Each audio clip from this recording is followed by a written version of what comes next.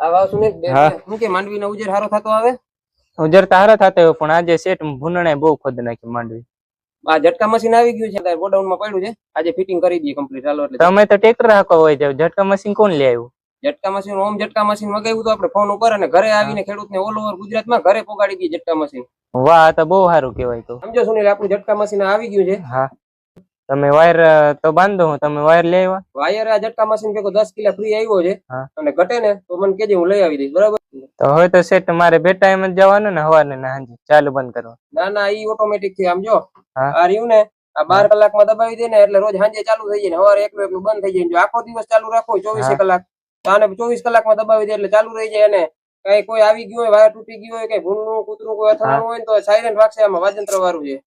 ત્યારે ખેતરમાં હવે જવાનું ધક્કો ન. ખેડૂત મિત્રો, તમે પણ આ જ રીતે તમારે વાડીએ બેસી અને ફોન કરી અને ઝટકા મશીન મંગાવી શકો છો. અને આની ખાસિયત એ છે